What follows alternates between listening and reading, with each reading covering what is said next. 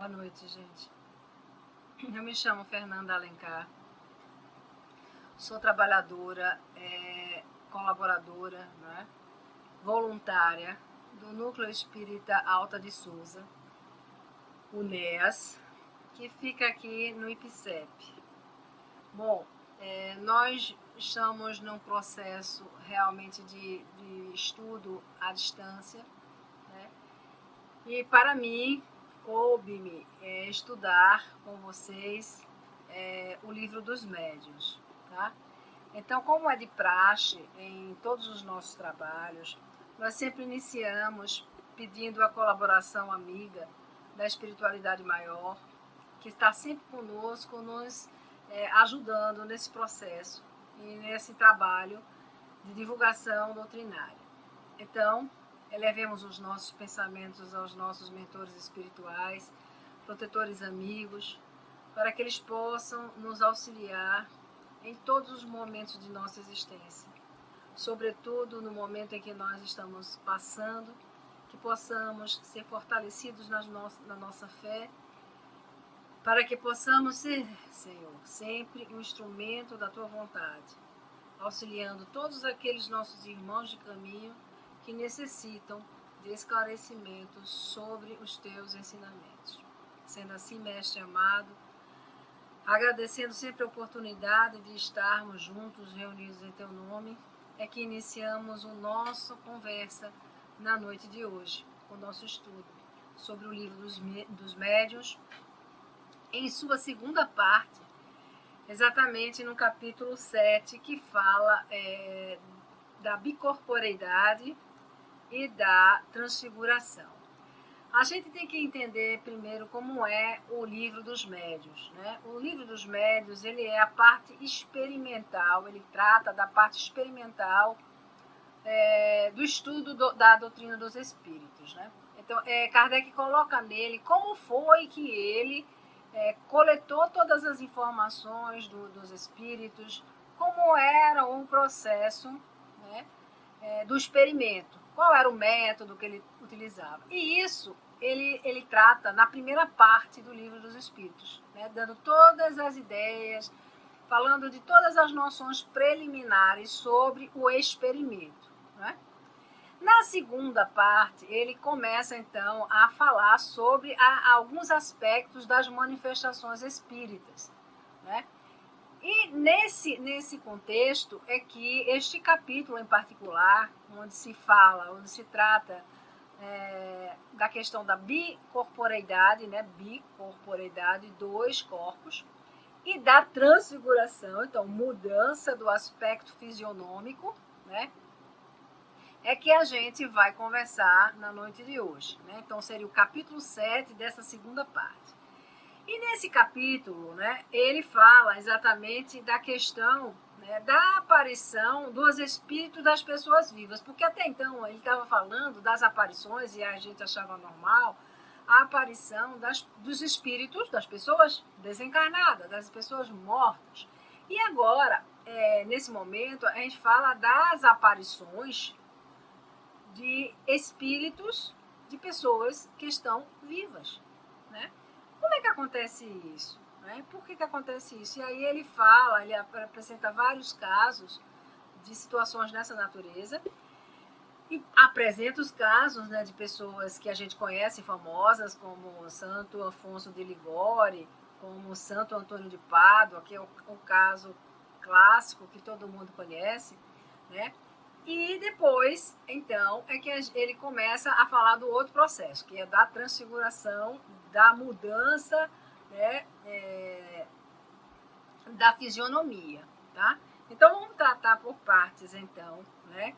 E todos os dois, na verdade, todos esses dois processos, tanto da bicorporeidade, dois corpos, né, como da transfiguração, a mudança da figuração, né, eles têm a ver com as propriedades de um corpo, né, que serve de intermediário entre essa minha organização física e eu espírito, né, que faz com que esse espírito que aqui está possa se utilizar deste corpo que foi moldado para ele desde o momento da concepção, né?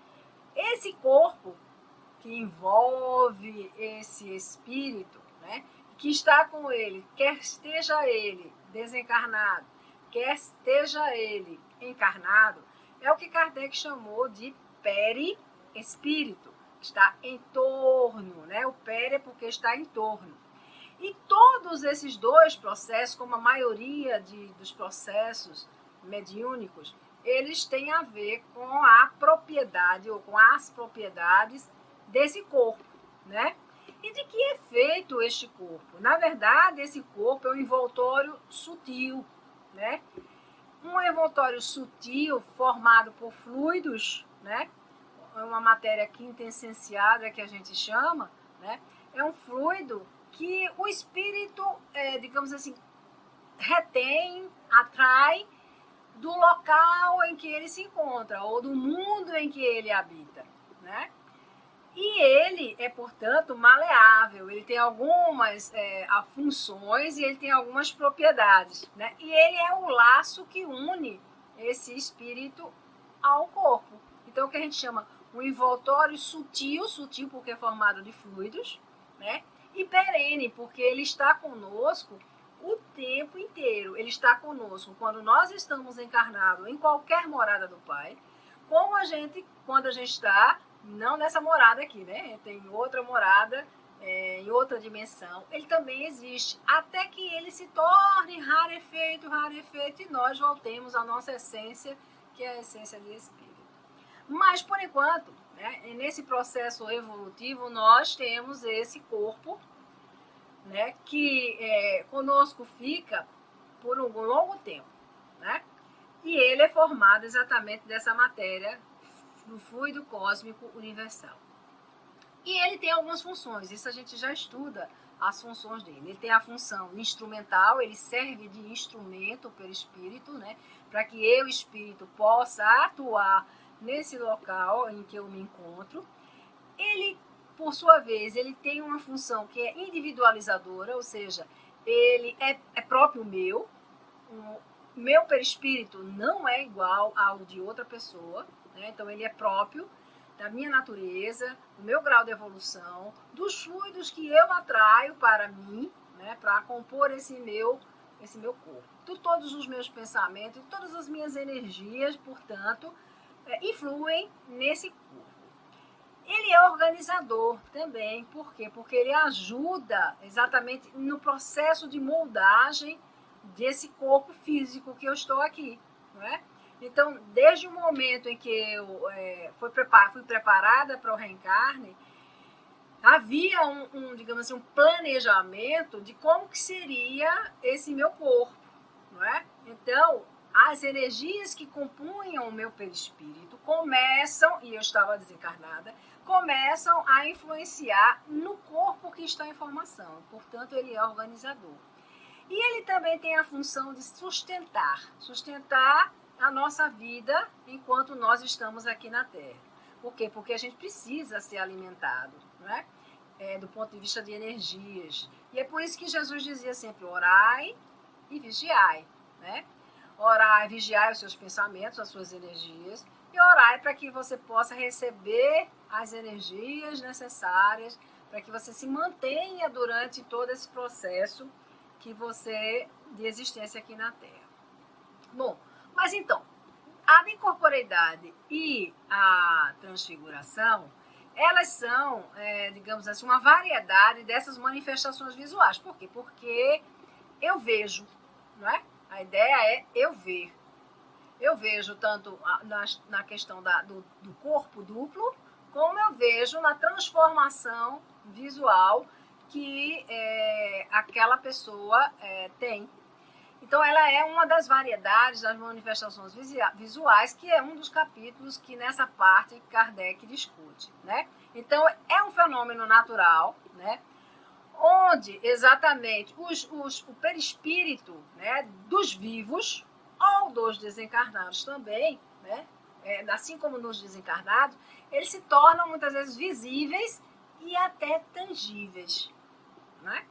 Então, Aí a gente podia pensar no processo, na questão, né, da bicorporeidade, porque na bicorporeidade eu tenho dois corpos, né, um físico, e eu, espírito, me desloco para qualquer outro lugar, e neste lugar eu me torno visível. Era a questão dos homens duplos. Como é que pode ser um negócio desse? Como é que pode um corpo viver, né, na verdade, na ausência do espírito, porque ele se desloca, né? E como é que fica então? Então a gente sabe que, na verdade, o corpo tem a vida orgânica e essa vida orgânica é independente do espírito, né? Só que, óbvio, durante toda a vida em que nós estamos aqui, eles estão completamente ligados. Então não há uma separação. A separação só acontece no momento do desencarne, tá?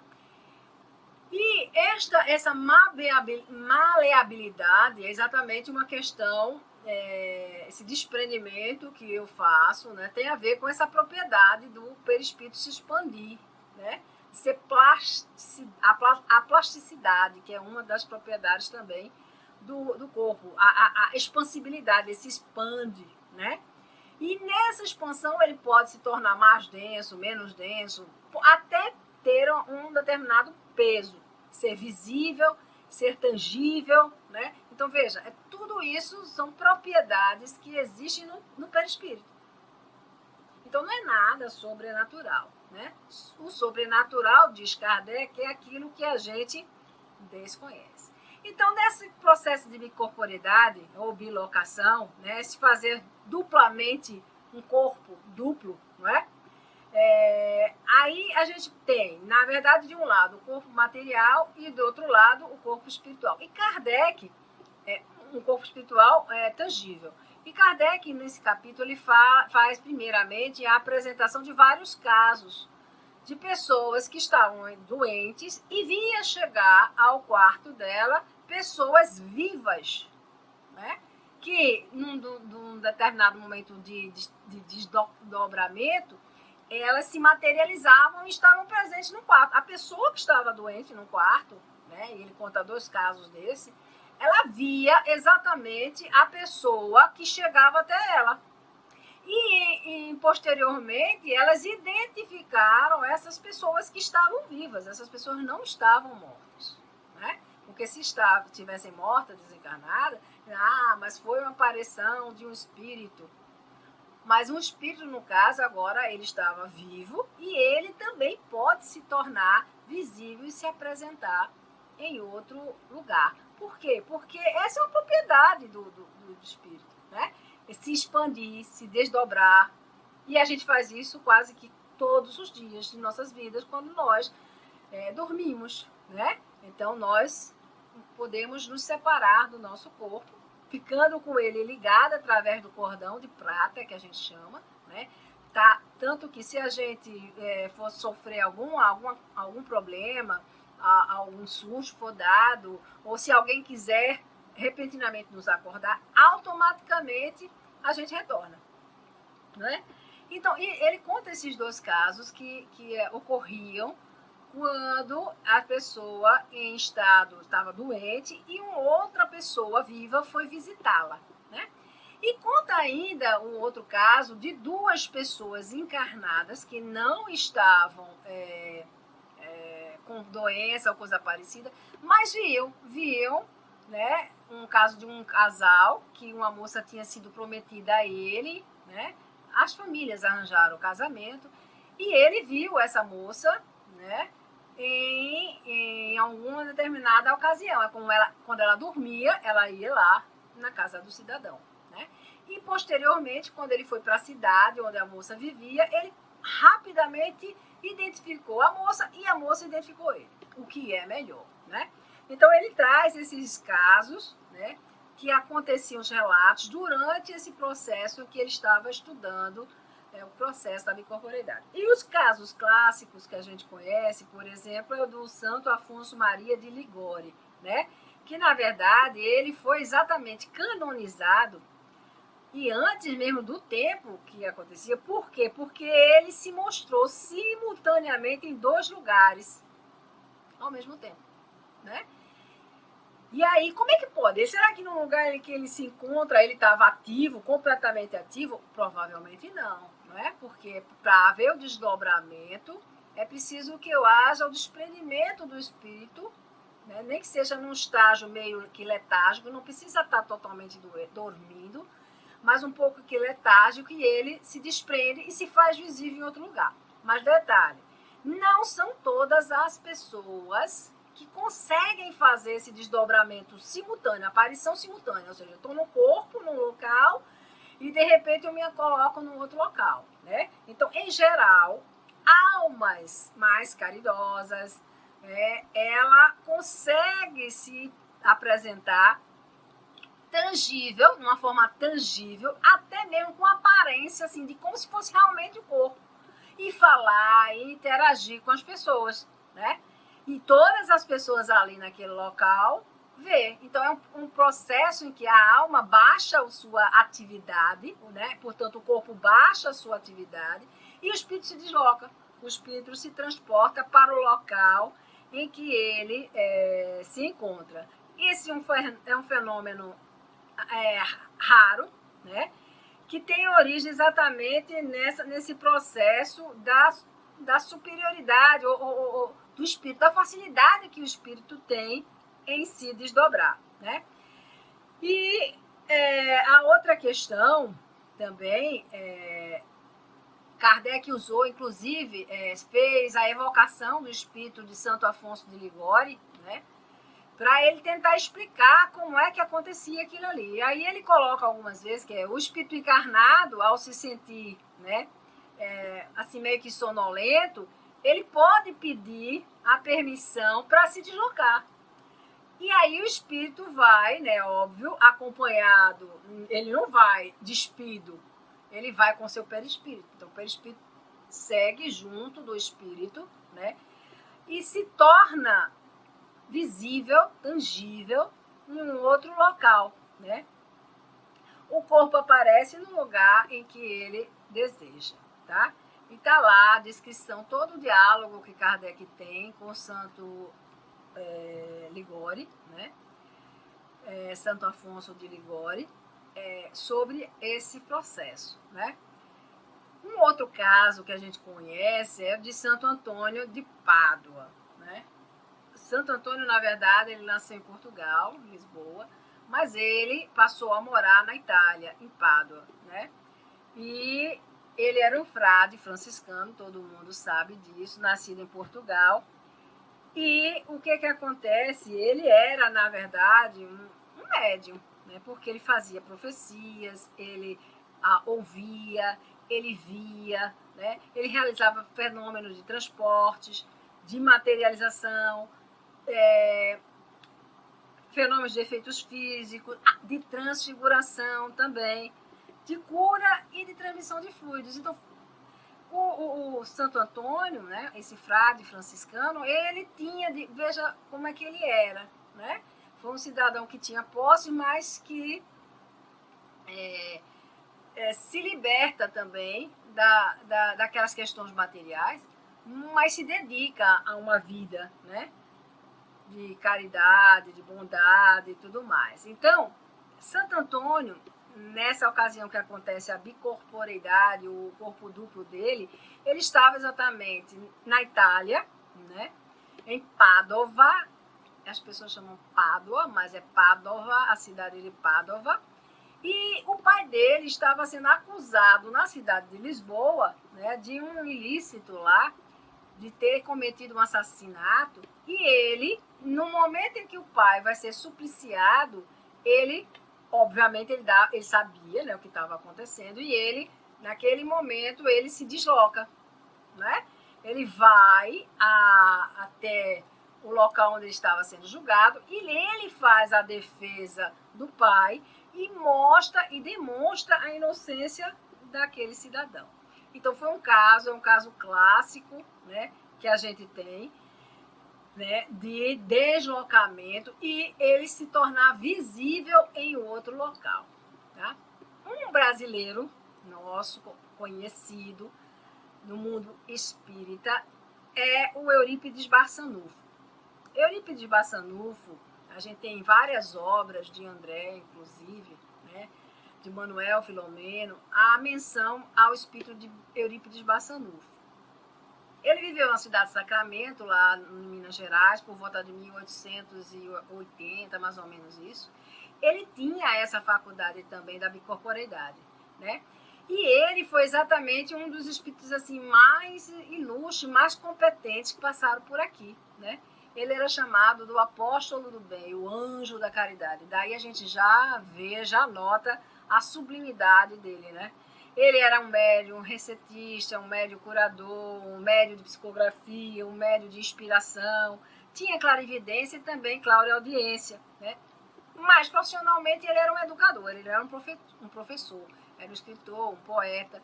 E é exatamente, veja, o nível que ele tinha. Então ele fazia isso, né?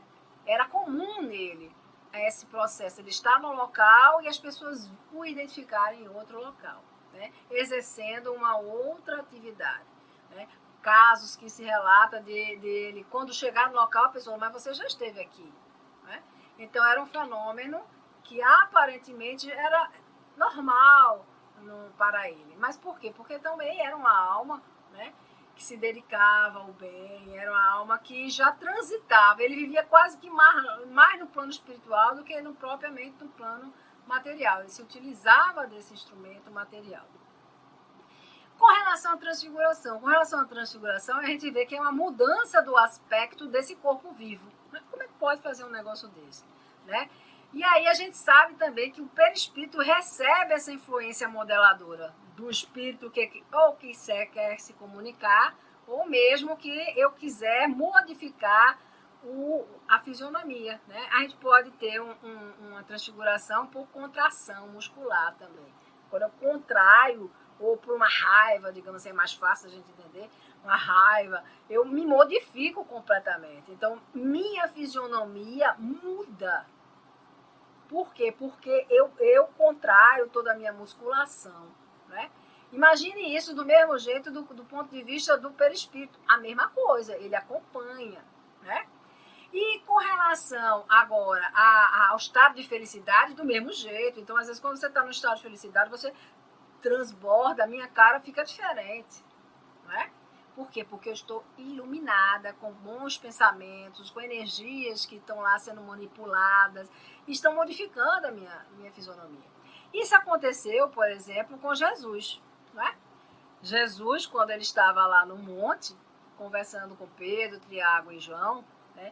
Ele viu a transformação de Jesus. Mas só que, olha, Jesus tinha um perispírito composto por energias que lhe caracterizavam. Então, imagine como era o perispírito de Jesus, né?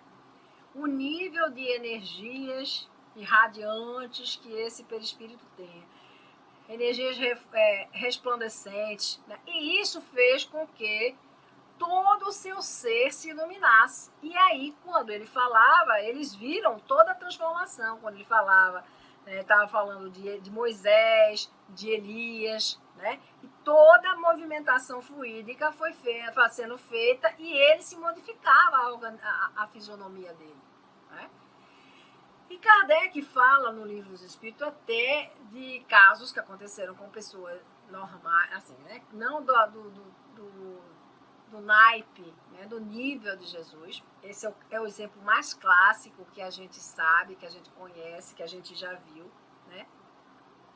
Mas que faz com que mudasse todo, houvesse uma modificação, até molecular, para você ver como a gente, as energias que compõem, né, nos compõem, são capazes de interferir até na organização muscular, né? A gente sabe que a gente não é totalmente sólida, aqui existem espaços vazios, né?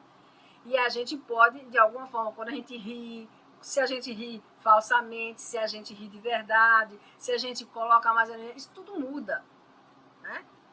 E imagina o perispírito também, né?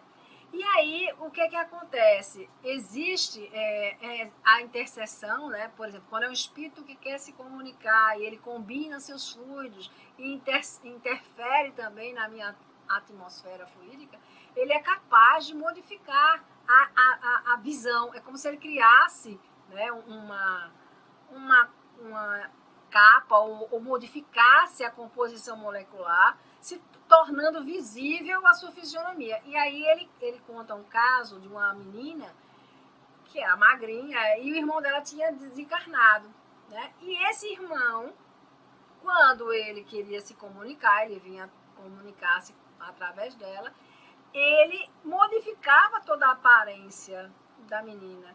E o que era interessante foi depois que começaram a fazer o processo, eles viam que não só modificava a aparência, mas a menina que era magrinha, era uma menina, passava a ter uma corpulência do homem, que era o irmão, e até chegou-se a pesá-la. Então pesou-se ela antes do processo de transfiguração e pesou-se ela depois do processo da transfiguração, né?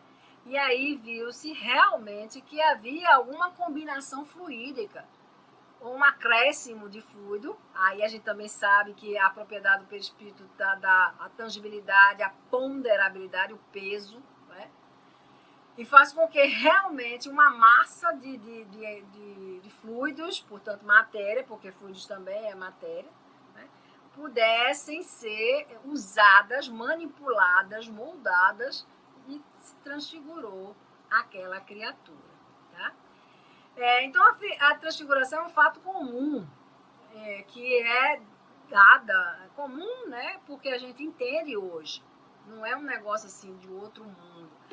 A base está exatamente na condição de maleabilidade, né, de plasticidade do perispírito, né, a propriedade de agregação, de expansão do perispírito, e exatamente com essa irradiação fluídica, né, que pode exatamente modificar a aparência de um indivíduo, né, e dar a ele uma outra aparência de outra pessoa, né, ou daquele espírito que quer realmente se comunicar. E isso acontece normalmente, todas essas faculdades, sempre na sua essência, né? Jesus, a gente sabe, né, do nível de moralidade que ele tinha, né, da natureza dos fluidos que compunham, né, e pela a superioridade da sua essência moral, e, portanto, a sua essência moral definia a qualidade fluídica, né, a qualidade dos seus fluidos. E isso faz com que esse envoltório carnal quase que fosse assim, né, maleável, né? Óbvio, tem toda a sujeição, todas as leis naturais que modelam aquele mundo que a gente está, mas pela moralidade, pela qualidade dos fluidos, faz com que essas moléculas elas possam ser realinhadas. Por isso que Chico conversava tanto com as célulazinhas que compunham o corpo dele, né? E aí emitia para elas, pela propriedade que a gente tem da sustentação, emitia energias positivas que iriam fazer com que elas vibrassem de uma maneira diferente, porque a gente sabe que cada átomo que compõe um corpo, né, um ser, ele é composto de energias, vibram ali em torno dele elétrons, tem movimentos, e toda a energia que são emanadas, são absorvidas, são ressassadas, e isso faz com que aquele organismo vibre de uma outra maneira. Né? Então a gente já sabe isso, a física, a química já me explica esse fenômeno do ponto de vista material. Né?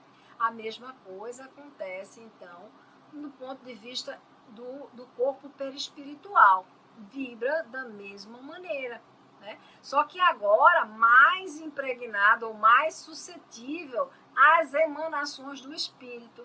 Não é?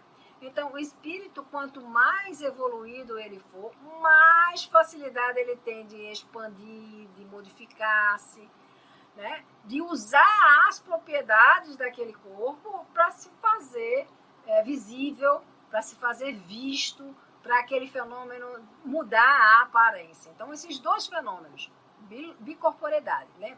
Bicorpo, dois corpos tangíveis, em dois lugares diferentes, é possível, tranquilamente, a gente entendendo essa questão da propriedade do perispírito. Né? No caso, vivo, pessoas vivas que se desdobram e este corpo agora, esse envoltório perispiritual, se torna visível, tangível em outro lugar. Quem que se comunica? O espírito, né? Porque quando ele está no corpo físico, quem também se comunica é o espírito, né? Só que agora, além do corpo perispiritual, eu também tenho o corpo físico.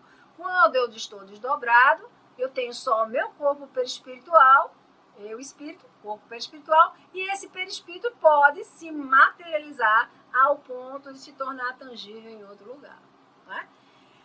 Mais fácil ou menos fácil, necessidade de eu dormir completamente, profundamente, dependendo do meu grau, né? Pode ser que eu apenas entre num torpor, num estado de quase que de transe, e a depender de como é a minha natureza, do ponto de vista moral, ele pode se deslocar muito mais facilmente. Era o caso de Santo Antônio, foi o caso de Santo Afonso também, né?